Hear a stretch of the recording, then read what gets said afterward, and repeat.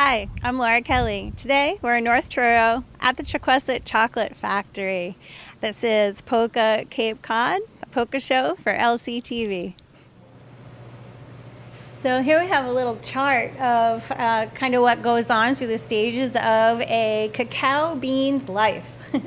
And it starts off here as it's grown on the tree, and you slice it open, and inside you see the actual, I guess it's inside the pod.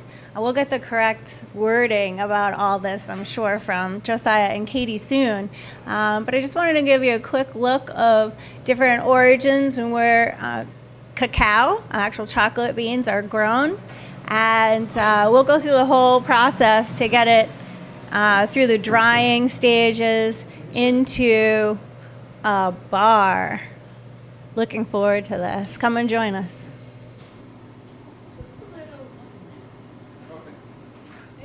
Look what I found. How is chocolate like a superfood? It says right here, it's nutritious by weight. Cacao contains the highest concentration of antioxidants of any food in the world. So chocolate's good for you. More than red wine or blueberries, more than acai, pomegranates, or goji berries combined. That's really cool. I didn't actually know that. Cacao can help improve your blood circulation, even reduce blood pressure while protecting against vascular diseases. So it goes on with a little bit more details about that, but how neat is that to know chocolate's good for you? Now, only in small amounts, no big amounts. And the purest form, too, that's another thing. They don't put in, false things or milks or sugars. We can talk to them about that and see what kind of details and how they do mix things here. But that's something else to think about. A milk chocolate versus a dark chocolate, I'm sure, is going to change. But it's a nutritious superfood. Yay! Laura Kelley here at Chequessett Chocolate in North Truro on Cape Cod with Katie and Josiah, the owners, founders, and creators here. What got you to do this in the first place? There must have been some sort of dream, inspiration, desire. You guys must like chocolate, right?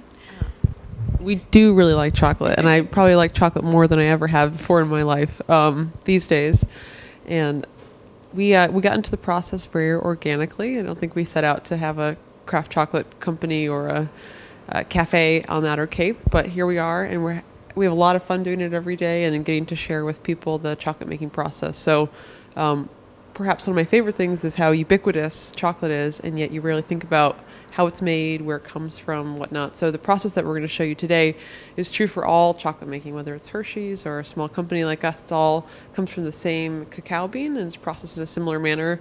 Just the equipment gets bigger or smaller. So, Yeah, and I think one way that I understand our trajectory with this and how we got involved is that Katie and I both studied anthropology in college, and that of course led to some interesting world travel for me, specifically in Central America and Latin America, and I kept encountering cacao beans as they were produced and consumed in Costa Rica and Peru and in Guatemala, and so constantly running into cacao and sort of encountering it first in its bean form, with the culinary traditions that use it in Latin America, and then later on actually finding the trees on a farm and seeing the fruit and tasting the fruit. It was really pretty inspiring. This was years ago, before I had any inkling that I would dive headfirst into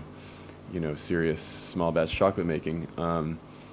And things just progressed. Katie and I then returned to Costa Rica with sort of a very loose idea that we might want to explore chocolate, and once again ran into the cacao tree and the fruit growing on a really cool farm in the eastern side of Costa Rica, and we were there with a fellow who was growing it and making chocolate in a small batch process similar to the way that we do it here, and we were inspired, and we kind of went head first into it, and so now fast forward 2 years, and we're making chocolate as fast as we can. Welcome to the factory. Behind this door is the magic that's going on.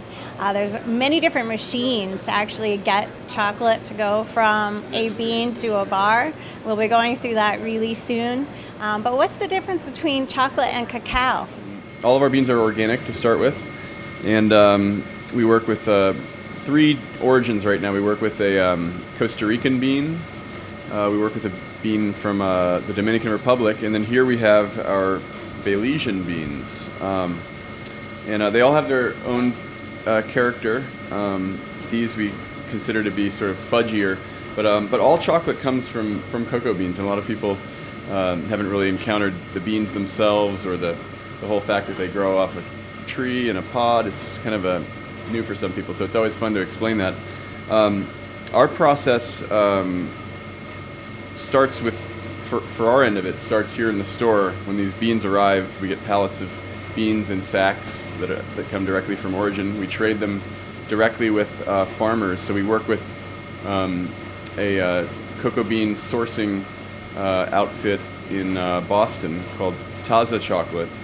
A lot of people have probably encountered some of their bars. They make really good chocolate. So we buy beans through Taza, and we also directly trade for our own with farmers.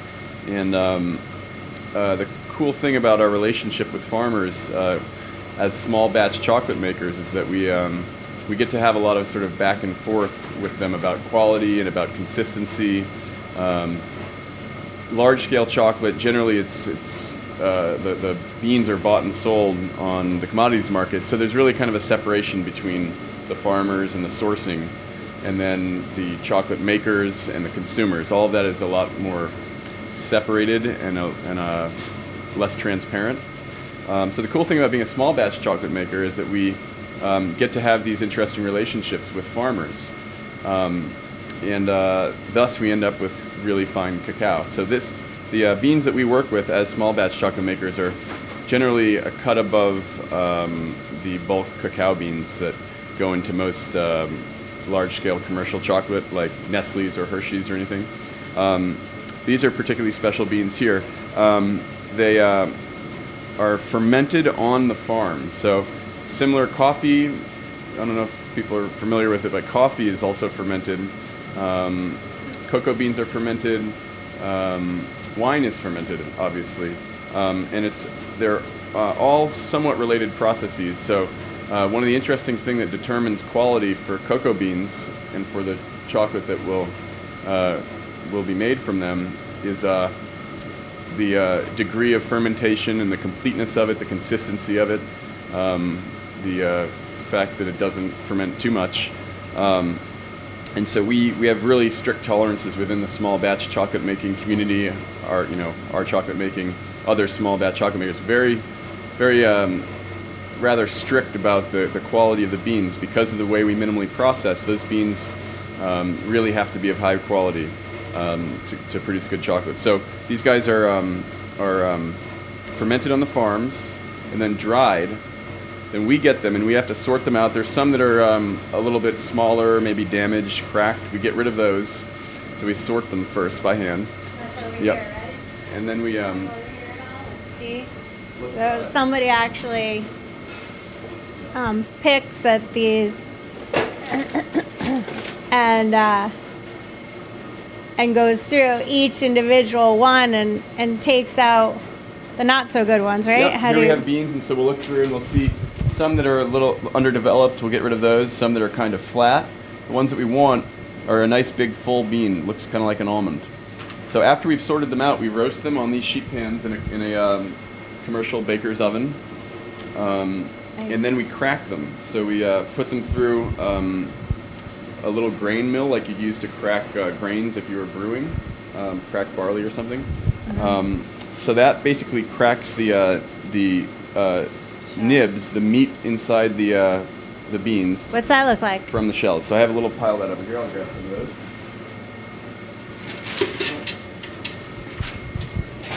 So right here we have cracked cocoa beans. So you have a mixture of the shell and the nib. You can see there's kind of the lighter pieces are pieces of shell, and then the darker pieces are the cocoa nibs. That's what we're really looking for. Those are the chocolate bean fragments that we use to grind into chocolate. I use a process called winnowing to separate the shells from the nibs. So we want just pure nibs, as little shell as possible. There's always going to be a little bit of shell ground into chocolate, but for us, as little as possible is best for flavor and for texture. So after I do my winnowing process, which basically just uses air to blow away the shell fragments because they're lighter, and then the heavier nib fragments kind of sink to the bottom, and I can collect them and they're pure. So these are the nibs, and you can see these have really no shell at all. This is actually a very good winnow that we did here. So once I've got the shell off, we go into our stone grinder. And so you can see back here, this is a stone mill, and it basically is a similar machine to what they'd use for grinding spices or curry powders or pastes. So this is actually a repurposed machine that's been overbuilt specifically to be used for chocolate, so that it can run for days and days on end. So the normal version of it is a little lighter built, and you're not supposed to run it, for days on end. This guy is heavy duty enough that we can spend our full 3 or 3.5 days in here, 24 hours a day, just spinning. And then as soon as we pull that chocolate, more nibs go in and we start over again. So this machine's been running just about 24/7, except for when I change the oil, for about 15 months. Yeah. That's amazing. So how long does it take to go from that then to the liquid form? It turns into a paste. Everything happens kind of gradually. So as soon as I throw the nibs in there, I sort of throw them in a few pounds at a time over about an hour or so, and they slowly get broken down into a sort of a thick paste. And then over this period of days, they continue to refine and break down into an imperceptibly finely ground liquid, basically. So I like the name of it. Chequessett. Yeah. So yeah, we can taste some out of the machine. Would you like to try it? Yeah, This let's stuff, do that. this one's almost done. This is the Belizean stuff, and I think that it still needs a little more time in the grinder probably. So we'll have a little bit of texture that'll be a little bit grainier, and the flavors might be a little bit louder. There's a lot of flavor development that happens in here as well. So I don't know if this one's mature yet, but we can taste it. It'll taste good, but it might not be fully finished. All right, we'll find out. This is very exciting. Is it going to be warm in temperature at all? Oh yeah. This machine isn't actually heated externally, but just because of the friction of the wheels spinning and grinding of the chocolate, it ends up heating up to, I'd say this one's running right now at 130 or something. So it's up there. All right. Here you are. Oh, thank you. See how we did here. Is it going to be hot? Oh, that's really good. Yep. It's come a long way. It tasted remarkably different when I tasted it yesterday. I tasted about 18 hours ago. Really? And it was there's a lot of flavor development that happens in this grinding process. In chocolate making, they generally consider there to be sort of two broadly separate processes happening. So there's grinding, which is about texture and particle size reduction. And then there's conching, which also does achieve some texture development, but generally is more focused on flavor development. Okay. So the days that this chocolate spends in here, with this sort of ambient heat of 120 to 130 degrees, you have some of the really intense and maybe off fermented flavors will evaporate away. Some of the other desirable flavors will kind of develop a little bit, and it's almost, I think of it almost like aging a liquor or a wine, though it's happening in a matter of days here, as opposed to barrel aging something for months or years. But like with aging, the conching and refining process generally rounds the flavors out. So if there are really loud notes of like really bitter or really sharp or really astringent, those will generally, during this conching process, be sort of rounded out the way that aging a fine liquor will mellow it out, over time. So that's sort of the way I understand that. Do you guys classify yourselves as raw at all? Nope, definitely. The beans are roasted. Because- The beans are roasted for sure. almost all chocolate is roasted. There are some chocolate makers who are doing raw chocolate. They're part of the raw food movement, which, you know, people have different opinions on whether that's, you know, what it really is, in fact. But generally speaking, most cocoa beans should be roasted for sanitary reasons. They're coming off of a farm, you know, they're an agricultural product. And then the grinding process is generally going to, certainly the way we do it, raises the temperature quite a bit. And most of the small batch chocolate makers generally are working with their chocolate through this process at a temperature above the 115 or 117, depending on who you ask about raw. It's like somewhere in that range. So most chocolate making, certainly the roasting is real hot, but even just the grinding, you know, if you don't roast the chocolate beans, you can still end up with, you know, with temperatures above that threshold. And this is our sugar. So about a day and a half into grinding the nibs, we add organic evaporated cane juice. So that's our cane sugar. It's from Paraguay. It's from Wholesome Sweeteners Company. It's good stuff, high quality. So that also adds, you know, allows us to have our product be completely organic. So you have organic sugar and organic cocoa beans. Different types of beans, or different beans from different places. Yep. So we just tasted a chocolate that was made from beans from Belize. Okay. We also work with beans from the Dominican Republic. That's one of our big sources. And our first source was one that we arranged with a farmer from Costa Rica. We made some great chocolate out of that one. Yeah. So we're pretty new. So we've decided to really stick with a limited number of beans and really learn those, get those right, you know, and then slowly add. So now we're starting to add a Guatemalan bean. We're starting to add this Belizean bean. And the theory was to really get a great feeling for one bean and really know it well, and then incrementally add the other beans and start blending. Nice. So I think we're just in the beginning of that phase for our chocolate making program. Do you use different sweeteners? Right now we're just using organic cane sugar. We've experimented with coconut palm sugar, which is a little lower glycemic. Some people really like that. It's challenging. It has a very different consistency. We're interested in making something with some alternative sweeteners. We sell a stevia chocolate here that we don't make just so that we have something for people with glycemic issues. Yeah. But you know, working with stevia is really sort of alchemy. Yeah, you really got to get it right, and it can.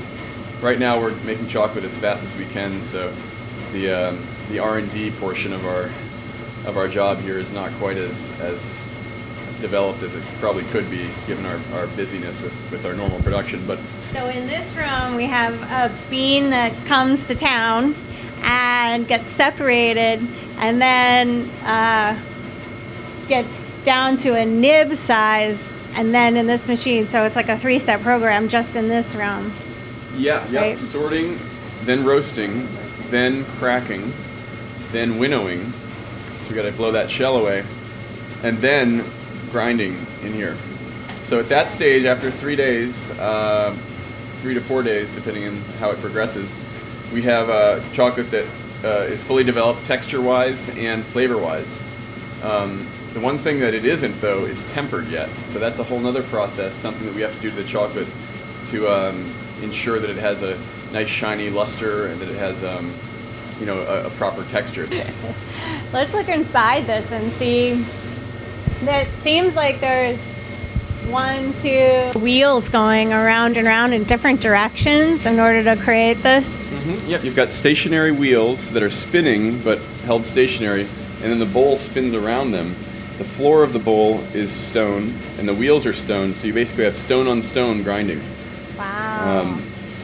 And right here we have about 60 pounds of Belizean chocolate that has spent about 3 days, and it smells so good. It needs an additional, I'd say, 12 hours or so. I'll probably pull it early tomorrow morning. Look at the tempering machine.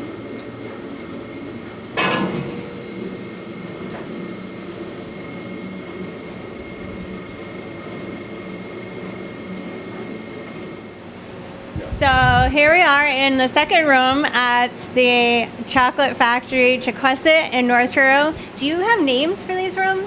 We call that one the dry room, and we call this one the wet room because the chocolate this is where we do the molding, and we work with the liquid chocolate in here. So there, it's kind of the dry beans and the dry nibs, and we do grind them into liquor and into chocolate in that stone mill. But most of the work done in there is dry, so to speak. So we call that the dry room. We call this the wet room. So when we left off at the grinder, we had just finished a batch of chocolate. It had spent its 3.5 to 4 days in the grinder. Amazing. And the one thing that it wasn't finished with was the tempering process. So the chocolate that comes directly out of the machine is untempered, and basically you have this really interesting pattern. I hope that can be seen on the camera there. But what this is basically chocolate that hardens when it cools and hardens into solid chocolate. The cocoa butter crystals, so the cocoa butter, the oil in it, crystallizes and freezes, like a wax or like ice or anything. And the thing about cocoa butter is that it can freeze in one of 6 different crystal formations, different arrangements of the chocolate cocoa butter molecules. So really? Tempered chocolate wants to be wants to only have 2 of those 6 phases of crystal formations. So we want stage 4 and stage 5, not 1, 2, 3, or 6. So the tempering process raises and lowers the temperature of the chocolate while it's liquid within a narrow band of a few degrees right around the melting point of the chocolate. And what that does is, on a microscopic level, it basically shakes and arranges the molecules with heat, so that when it freezes, they're all lined up in a very coherent, very organized pattern. And thus, you'll have a chocolate that's very shiny and slick. It's got more of a snap to it. It's got a slightly higher melting point because you've actually added potential energy into the crystal formation of the cocoa butter. At any rate, you might note, the way you might have experienced this is when you melt a chocolate bar accidentally, maybe in your pocket or on the dashboard of the car or something, and when it freezes again, it looks kind of dusty and white, and that's what's called a bloom. And this is untempered chocolate, thus it's bloomed. So you can see the crystal formation in this are all of the 6 phases in a very chaotic arrangement, and thus you have a sort of weird texture. The crystals grow and create these little circles and patterns. So totally fine chocolate, finished chocolate, but it just hasn't gone through the tempering process yet. And if you do bloom a bar of chocolate, and you wanted to, you could just retemper it. You just melt it down and get that temperature conditioning going. So we store our chocolate and age it in this form as untempered blocks. Okay. And we generally age it for at least a week, but often as much as 3 or 4 weeks. And when we're ready to use it, we break these tablets up. We melt them down, and we come over to our tempering machine. So you might have seen, there's a process that, like a French chef might temper chocolate on a marble slab using paddles. Knife, yeah. And that's a very hands-on, traditional way of doing it, and it's kind of hit or miss. It's very challenging. For large-scale bar making or making dipped fruit or truffles or bonbons, we need a continuous stream of well-tempered chocolate that's going to harden into smooth, silky. Does not sound good. A continuous stream of chocolate. Continuous stream. So that's what this guy is. The melting bowl in here basically holds the first untempered chocolate. It melts down, and then as the chocolate goes through the plumbing of the machine and then comes back out through this spigot, it's gone through that tempering process. So the temperature of the chocolate, liquid chocolate, has been raised and lowered just right so that it comes into temper. Thus, if we're dispensing this into molds or dipping, we run this machine, which actually runs pieces of fruit or candy or cookies or really anything. This folds down? Yeah, it folds down, and we can send... like an assembly line. Yep. And so the idea is that this, this stream is always perfect tempered chocolate. And we've, in developing our production line and dealing with other practices and other machines, it was always a very challenging part of the operation. So this beauty is The beauty. really a She's the beauty. big part of the operation, and we're really fortunate to have it. It really works Good name. wonderfully. We grab Okay. a couple of our molds here. We've got a little foot switch down here that interrupts the stream, and we basically fill these molds, deposit chocolate into the molds, and then this table vibrates. So we'll fill the molds, then we stick it down here. You can imagine the vibrating table shakes the bubbles out, Ah, settles the chocolate down into the mold properly, nice and flat, shakes it down. interesting. Then the mold goes into a refrigeration unit we have over here that chills it briefly, which sets the chocolate and hardens it. And at that stage, we pop it from the molds and we foil and wrap it. Oh, to be a little chocolate bean. Yeah. Well, thank you for showing us all this. Sure. It's incredible what it entails to create something that we all love so much. Yeah. Really, it's a lot more than I ever imagined. Laura Kelley here. Thanks for joining us today at the Chequessett Chocolate Factory in North Truro. It's been a fun time learning a lot more about what goes on in the factory itself, all the different machines, what it takes to have chocolate from a bean to a bar. So thanks for joining us on POCCA Cape Cod TV with LCTV out of Eastham. I'm going to enjoy some mango with some dark chocolate. See you next time. Oh, this is so good. Mmm.